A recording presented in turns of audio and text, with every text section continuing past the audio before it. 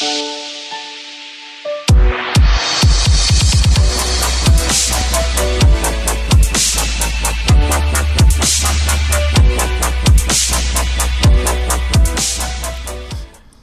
guys, how's it going? My name is Arlix, and you are watching a TF2 video in which I am playing a soldier, and I am on the newest map, CP Stand-In.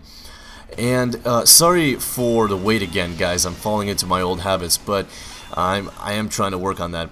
Either way, so I'm on CP Stand-In. It's the newest map that was added to the TF2 world about a week ago, maybe a week and a half now actually, and Valve in this update decided to go on a complete fixing spree, fixing maps, items, cosmetics, and you name it. And not gonna lie, I'm pretty on board with a lot of the changes. Some I'm not so happy with, and some I'm alright with. And actually, first thing, the new map. So CP Stand-In, it's fun as hell in my opinion. It took me a while to kind of understand where everything is and how everything goes, but that's kind of par for the course with any new map. And it is small enough so there isn't enough chaos to go around. It's not quite good for a spy, but I do like to branch off from that from time to time to try other classes and on my craft in them. So I figured for a soldier, I mean, this map was perfect. Lots of corridors and lots of stuff where I can catch enemies off guard and etc.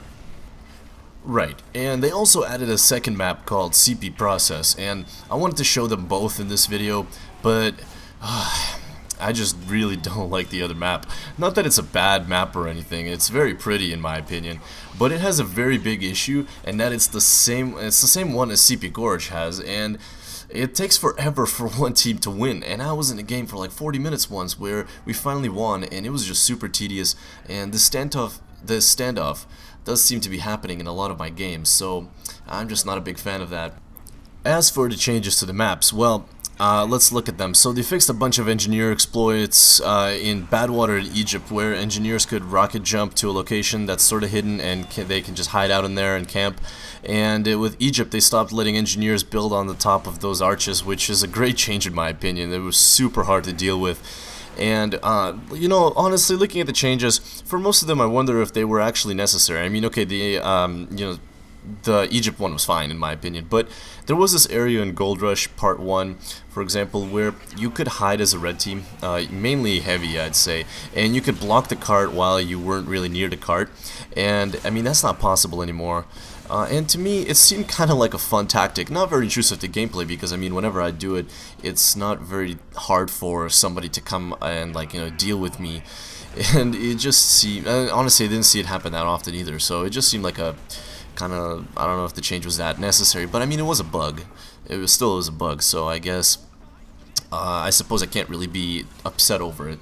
One thing that I was a bit upset over was the fact that they changed all of the item sets, and all of the item sets, and specifically the Saharan Spy, what they did was they offered a bunch of little bonuses and stuff like that. Like the Saharan Spy offered silent decloak time, and that worked on Dead Ringer. And now none of those bonuses for any item set are like existent. All they do now is either leave a calling card, or in the case of the Saharan Spy, when you taunt, like a little effect appears, like you're like a twister or a tornado around you, which is kind of cool. It's cool, but I do miss the fact that I had silent decloak on my Dead Ringer, and now I don't. And honestly, I don't even want to use the Dead Ringer anymore, because to me the regular watch seems more viable now. And Valve's reasoning for this was balance issues, and I can see that some sets offered some pretty cool bonuses, like the Saharan Spy, which were a bit imbalanced, but still, I mean, rest in peace, Dead Ringer. Now back to things that I actually did enjoy about this update is a lot of the other weapons. They got buffs, like the Winger for the Scout now gives 25% more jump height, which to me is really awesome and more makes the Scout more fun. I can go to maybe higher places and have better maneuverability on the battlefield. And, you know, the Cow Mangler, that got some unnecessary max ammo removal changes, and I don't know why they decided to remove, you know, it used to have 5 and now has 4 ammos. I don't know why they did that. The escape plan got nerfed again. The Power Jack now speeds the pyro up instead of the set bonus. That's what it used to do. But the Power Jack now speeds the pyro up, and to me that seems actually useful now. Now I might actually consider using it. And the Crusader's Crossbow now shoots syringes, and the coolest thing is the Quick Fix now overcharges, or overheals.